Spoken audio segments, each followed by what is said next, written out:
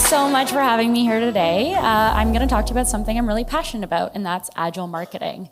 So as previously mentioned, I used to work at Unbounce for 2.5 years, and now I work as the marketing strategist at Help Scout, doing the same thing but on their growth team there.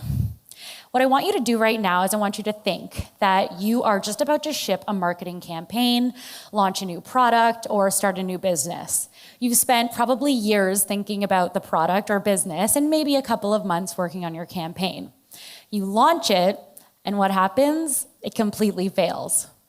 When someone asks you what went wrong, your answer isn't going to be, oh, I just assumed everyone would want to use that app I created, or I assumed everyone would open that email I wrote, or something we did at Unbounce, I assumed that when we said the word convertible, customers would completely understand that we mean pop-ups and sticky bars. No, what your answer is going to be, I'm going to find out where my assumptions led me wrong. And that's what I'm here to talk to you about today. I'm going to talk to you about a process, an agile marketing process that helps you determine your assumptions and hopefully eliminate as many of them as possible, then a problem specifically related to that, as well as the outcomes and the learnings from using this process to tackle a specific problem at Unbounce. So the problem. As some of you might know, Unbounce is a landing page platform. So for the last 7 years, Unbounce is a platform that people use to build landing pages for their paid ads and their targeted marketing campaigns. However, in 2016, we also launched as a sticky bar and pop-ups tool. So included in their subscriptions, customers could now build pop-ups and sticky bars as well as landing pages. The problem, however, is this. So the one in this number here represents the adoption rate of landing pages. 100% of our customers use Unbounce to build landing pages, but the 11 represents the adoption rate of pop-ups and sticky bars together. From 2016 to 2018, the adoption rate of pop-ups and sticky bars only reached 11%. So I hearken it to this moment in The Office, if anyone has seen it, when Kevin toils over his own famous chili, only to spill it everywhere, all over the floor, as soon as he arrives at the office. So we had spent so much time building this tool, this extension of Unbounce, only to completely shit the bed as soon as we brought it to market.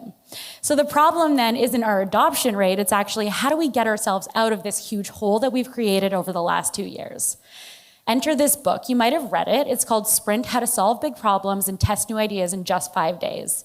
And this is the model that we used at Unbounce to build out our marketing campaigns and work and optimize as a team how we actually ship our marketing and learn from them in a better and more effective way. This is the process that you use to focus on and create your process, or to create your campaigns that we used for Unbounce.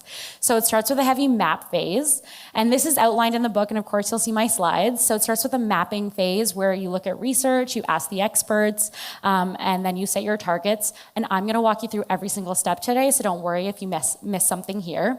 Then you sketch out your campaign idea. This is really the fun part where you get to be creative as a marketer. You sketch your idea for tackling this problem. You decide as a team or as an individual how you're going to go about and solve it based on your sketch. You build like a pretty scrappy prototype of that campaign, and then you test it. You usability test it with real customers, with people that you work with, or basically anybody you can find. You make sure that you test it so you learn what you're doing wrong, and then you improve that before you bring it to market. So using this process, that's how we decided we were going to solve the problem of our adoption rate at Unbounce. So starting with map. Oh, this got a little messed up, but that's okay. It's got 3 steps to it. It starts with research, ask the experts, and setting your target. So with research, as a team, we decided to outline all the different research methods we wanted to pursue. So from ethnographic studies to surveys to Hotjar polls to competitive analysis, as a team, we needed to figure out where we had gone wrong and then ultimately find out how we could fix the problem. One of the research methods, as I mentioned, was Hotjar polls, and we stuck these literally everywhere, all over our website. We put them in our documentation and on our homepage and on our blog to find out why people were not using pop-ups and sticky bars. And here, it's probably no surprise, the answer when we asked, have you built a pop-up and sticky bar in Unbounce? The answer was no. But the follow-up answer was really interesting for us, and this ended up being vetted through our other research methods later on. When we asked them why they hadn't built pop-ups and sticky bars, the majority of the people answering the survey said that they just had no idea they existed. So for 2 years, we had pop-ups and sticky bars in Unbounce, and our customers just didn't know they were there. Yeah, the problem grew in our minds. The second type of analysis that we did to figure out what the issue was here was to look at our time to value. So we wanted to figure out how long it was taking customers to get from playing around with the tool of pop-ups and sticky bars to actually publishing one on their website. And the median time to value was 85 days. So it takes people almost 3 times to see value from this tool that was unacceptable in our opinion. So to recap from our research overall, and we spent 8 weeks doing all of this research and looking at a ton of different survey responses and did 120 different customer interviews as well.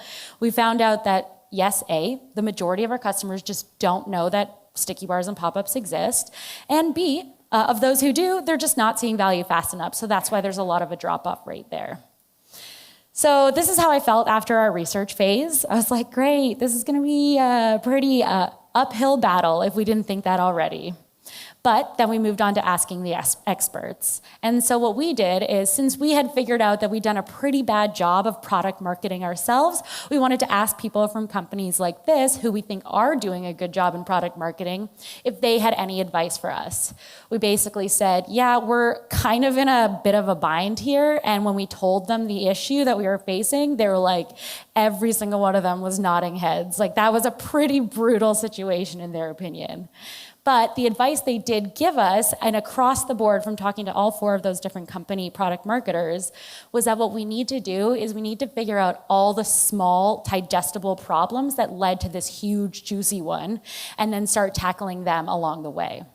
So we decided that in order to solve for micro problems, the first thing we need to do is tackle the issue of people not being aware that they exist in our tool, and then improve the adoption rate of pop-ups and sticky bars. Knowing that, that's when we set our target. So we decided to stretch. We wanted to, go big or go home. I do play a lot of sports, so this is like my jam right here. We decided as a team that we're going to go for 90% adoption, or 90% of customers being aware that pop-ups and sticky bar exist, and then of those, 50% of them actually publish one on their website. So after that part of the phase, we move on from map to sketch. And this part consists of first pitching your ideas and then voting on them. When you're pitching ideas as a team, what we use is real-time board. So everybody goes away, they review all of the research leading up to this point, and they come up with an entire campaign plan for shipping it and for solving the issue overall. So everybody comes up with their big campaign and throws them on real-time board. And from there, that's how you vote. So everybody gets a sticky note, an online sticky note, and they get 3 votes, and then 1 super vote is what we call it. And they vote not on a particular campaign, like from one person specifically. Instead, they vote on ideas within everybody's different campaigns. And what this does is it ultimately helps democratize how your campaign comes out. And instead of voting for like the idea that my boss pitches, because I'm like, oh, it's my boss, like I should probably vote for his idea, everybody's voice gets heard, and then ultimately the best ideas get chosen. So you want to avoid groupthink in this sense. The number one idea that all of us as a team voted on was that we wanted to use the tagline, Unbounce is not a landing page platform. In other words, we wanted to position ourselves not as a landing page platform, a pop-ups platform, and a sticky bars platform, but we're not a landing page platform. Instead, our new world, the new world of Unbounce, is actually, we are a conversion platform for marketers. So you can use us to get conversions everywhere. That was the number one idea we decided to pursue. The other idea we decided to pursue in terms of adoption was to create a use case in pop-ups template gallery, some really juicy information for our customers that they could use right away, like literally throw up on their website. Because in terms of time to value, we were seeing that it was not really giving them a lot of ROI from building to actually publishing. So we figured if we gave them a ton of use cases and templates, that could help solve that issue. So those were just 2 of the biggest ideas we voted on to create this campaign. And that's when you move into the decision phase. So it's all well and good to go ahead and vote on a bunch of ideas, but unless you can plan for them and then ultimately scope them into your team's quarter or 2 quarters that you're dedicating to working on it, then it doesn't really make a difference. So in terms of planning, we set out with what our plan was. First, we're gonna announce work on awareness, and we're gonna announce that we're not a landing page platform, and instead talk about all the ways we've evolved. And then from there, we're gonna move into tackling the adoption issue by creating more automated campaigns, installation, implementation, and more tactical information for our customers. Yes, again, all well and good, but it's important to make sure that's within scope. So part of this phase is when we create a scoping spreadsheet, and this is what ours looks like. It's actually quite simple, even though it's like very color-coded here, but you basically break it out into sprints or weeks, however you structure your time, like across the top rows, and then in the columns, you outline the tactics associated with each of those sprints. So from there, what you get a sense for is what you're working on at any given time as a team. One big tip and something we've learned over the last 2 years is to make sure that you're not starting any projects at exactly the same time. So right here, say we were starting with 3 tactics and all 3 of them had the same type of work that they needed to start with. That was ending up creating a lot of siloed team members for our growth team and ultimately made up for a less cohesive campaign. So it's really important to make sure you can stagger that out and then keep morale high by making sure that everyone's still collaborating and working together.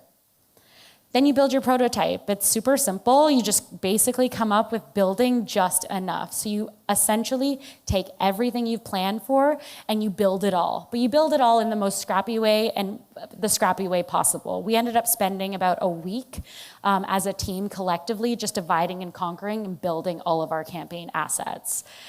These were just the phase 1 assets right here. So we created a mock-up of a Facebook ad that we would probably use to target, and it gave a sense of the sort of vibe and like art direction that we were going for. We wanted it to show something that it was like, this is something new, we're exploding, and also make sure that we're testing the tagline, Unbounce is no longer a landing page platform. We also created a mock-up of the landing page, and just to zoom in here, you can see the hero section, which is the Unbounce is no longer a landing page platform, the tagline, the video spot, and yes, in case you were wondering, this is a very ugly landing page that I designed. So in part of prototyping, it doesn't really matter. It doesn't need to be good looking, but I will say that in usability testing, we got so much feedback on how ugly this landing page was. So some marketers are very skilled at design. I'm just not one of them. In the second section of the landing page, that's when we wanted to kind of solve the problem of if we're not a landing page platform, what are we? And here's where I envisioned us having a new illustration or animation of the new ecosystem. And then again, as in terms of awareness, one of the biggest things we wanted to include was a previewer of how this tool will actually look. And so our growth hacker on our team actually figured out a way to use Clearbit to embed in the lightbox, embed in one of those buttons a lightbox that actually pulled our customers' logos in so that they could see when they clicked on it, their logo on a pop-up or sticky bar if they clicked on the button. So they could really visualize it in action with their own branding. This is a more scrappy version because obviously we ran out a little bit of time, but this is the scrappiest version of our prototype for the adoption assets and the pop-up shop. So honestly, you can see from here, there's a huge range when it comes to prototyping and the quality of work that you need to produce to just be testable. Zooming in, we wanted to make sure that it was really heavily focused again on steps to implementation and publishing. So we had inspiration, use cases, implementation, a walkthrough, and then the ability for them to click right away and start building. We then moved into this, there was the gallery there, and I'll show you that after, but in the third section, that's where we outline more how-tos, as well as image, for every image included there, a CTA where they could click immediately into the app and start using that template. So in section 2, just to jump back a bit, the templates would look like this. As you can see, a designer worked on this. And basically here, we wanted in the pop-up shop for them to click on it, see a little bit of an overview of what the template is all about, probably have some social proof, which is what you'll see in the sashes sections there. Some were expert approved, which are like our high potential or hypo customers. And then they were color-coded based on what type of pop-up they were. So after building out all of this for prototyping, that's when we were able to bring it to test it with our customers. And here, that's where we do part of this phase of Agile marketing is to conduct interviews, then you select how might we's, which I'll explain in a minute, and then you prioritize. So in terms of interviews, we just sent a super simple email to our customers. We didn't offer anything, but often we will. We'll say, we'll give you a $50 gift card to Amazon to participate if you like. But we ask them, and we just make sure to include the time commitment we're asking for, what they're actually testing. Fun fact, we've had a few usability tests in the past where we haven't really been clear that they're testing our marketing, not testing the product. And so people will come in and they'll be like, oh, I thought I was testing like an Unbounce tool or an Unbounce feature. And we're like, no, you're reading emails. So you basically need to make sure you're managing expectations that way. We ended up talking to this amount of customers, and all of them gave us great feedback. We obviously used a specific script for every single interview we do, which is really important to make sure it's consistent. And we use Crystal or Confluence to document everything. So we always start recording, and then we ensure that we're asking every single person the same questions so that our results are more consistent across the board.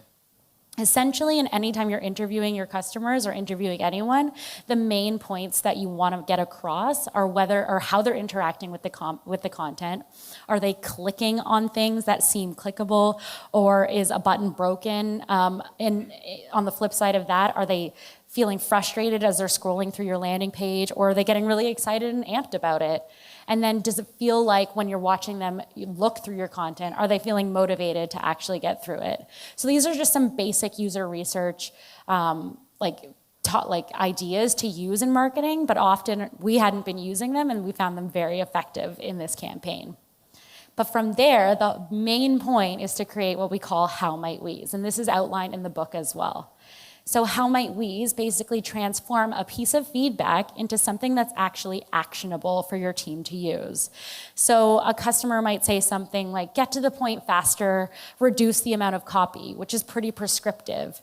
But a how might we then reframes it in a way for your team to make the decision, puts it back on you, the power back in your team to decide how do you want to accommodate for people who clearly don't have a lot of time to read the email. So you can come up with the solution yourself. But the biggest thing, too, is to make sure that you're prioritizing these how might we's as they develop. We create a Google Sheet of all of the how might we's that we've written out from all of our notes for every single interview. And the thing here is that you score it as a team. You score it based on importance. So we received, I think it was like 200 pieces of feedback and how might we's part of this campaign. And so obviously as a team, we go through how important do we think this is before launch? How important do we feel like this is going to be to make sure we get our results? And I will say right here, it's super important that we realize to only action on the highest scoring how might we's. The reason for this is that you can cause like so much scope creep if you decide to tackle every single piece of feedback all at once. So making sure that you're only focusing on the highest scoring how might we's will actually often accommodate all the other pieces of feedback that might be small but relate to those in the long run. The top feedback we received from this campaign was as follows.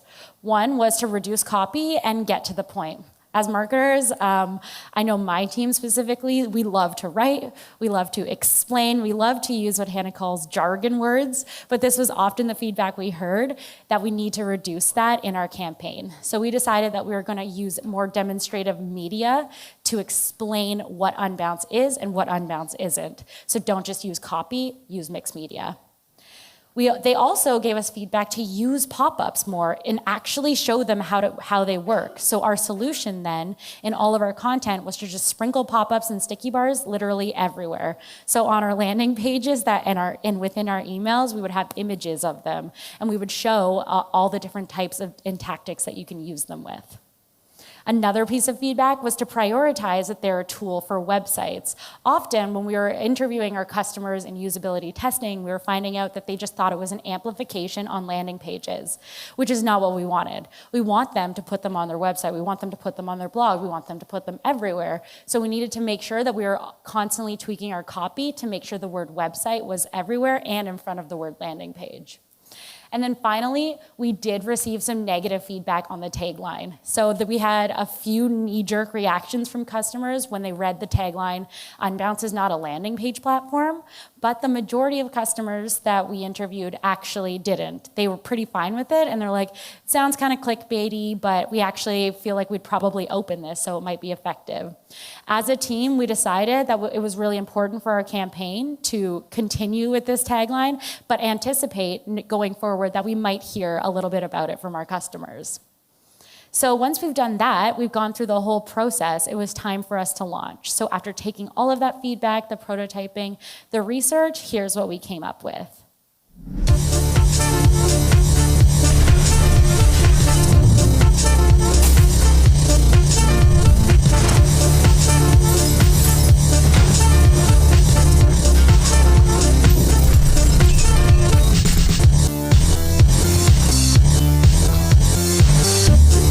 Meet a full suite of conversion tools that maximize both your website and campaign traffic. Unbounce, the conversion platform for marketers. So that was the video we launched with. We drove all of our paid ads there. We ended up getting about 30,000 video views on that, which was pretty great. As you can tell, it's quite dramatic. Like, you have to destroy who you are. And I have a theater degree, and yes, I did write that, but I'm very proud of it. We ended up transforming the ugly landing page I designed into something that wasn't so ugly and actually was on brand.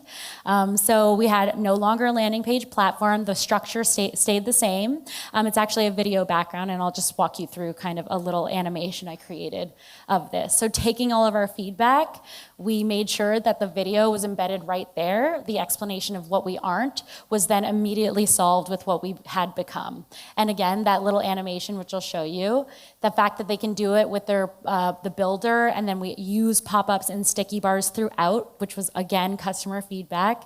Here's a traffic shaping sticky bar that you can use to click through to a place where they could actually get some free swag. So we had hidden this little Easter egg for them to find. And then the previewer, we ended up building it out so that they could click it and literally see it with their website in the background. So this, again, just gave them more of an opportunity to see it like live. From there, this illustration that I wanted of like the new world of Unbounce turned into a real animation. So this is what you saw in the video as well. And so here we're demonstrating beyond copy what we have become. And again, this is just a zooming in of the pop-up, one of the pop-ups. This is a real A/B test. So what we did is we targeted customers who visited the landing page with a real A/B test so they could see some of the features they could use with pop-ups. And then the traffic shaping sticky bar that brought them to the free swag. This landing page, the template gallery, ended up transforming into something much more attractive, which is a gallery here that had a very similar look of what the testing version looked like. But what they did is when they clicked on any template, they could sort and filter. When they clicked on it, they could see what it would be recommended for, whether there was like a sash of approval from an Unbounce customer or expert, and then click right in the app if they want to use it, or at least preview it before they decided to do that. So what you're probably wondering then is, did you reach 90% of customers being aware of this tool? Did you hit your 50% adoption metrics? Well, first of all, yes, we did see a lot of knee-jerk reactions to our tagline. We actually read we got a ton of tweets, we got lots of emails from customers who were like, this almost gave me a heart attack. I thought I wasn't gonna be able to use my landing pages anymore, but it ultimately ended up being a super effective strategy because we saw the highest email open rate we'd ever seen, which was like for a customer like promotion like this, it was 67%. In terms of a Hotjar poll, we then put them all over our website again, and of the people responding, everybody answered that, like 90% of them answered that yes, they do know we now have pop-ups and sticky bars. But in terms of our KISS metrics report, which tracked all of the awareness assets that we had created, as you can see here from the launch, there was a significant increase. And zooming in, we did see a 51% increase in customers that were aware of the pop-ups and sticky bars tool. So although we didn't quite hit 90%, we did right at the time when we launched. As you can see, it's still continuing to trend upwards. And this was only pulled as of April. I unfortunately don't have all of the new data because I don't work at Unbounce anymore. But afterwards, in terms of, where am I here? Yeah, so in terms of adoption, this Domo report that we had shows the adoption rate of pop-ups and sticky bars over time from 2016 to 2018. And from when our campaign launched, you can see the adoption rate actually starting to really move upwards. So looking at it from here, from customers who started building and creating, we ended up achieving an adoption rate at the end of April of 17%. And I did email my previous boss before this presentation to find out that we're now currently at 24%. So some of the lessons that we learned by using this process was that active campaigning actually works. Previously, we'd done a lot of one-offs to try and promote our pop-ups and sticky bars tools, but actually taking time to actively campaign towards it was the most effective strategy we could have tried. Then solving at the micro level, it just kept morale really high on our team, but it also made us be able to tackle things in a way that made more sense for the customer as well. Showing and not telling is really key. Every time we get feedback from customers, it's always related to this, and it's always talking about how your customers just want to see more. They want use cases. They want juicy examples. So make sure you're taking the time to just go beyond copywriting and show instead of tell. And then finally, in terms of Agile marketing, it worked for us to help prioritize measurability, feedback, and again, learning. So we're still learning, and hopefully so are you. So thank you.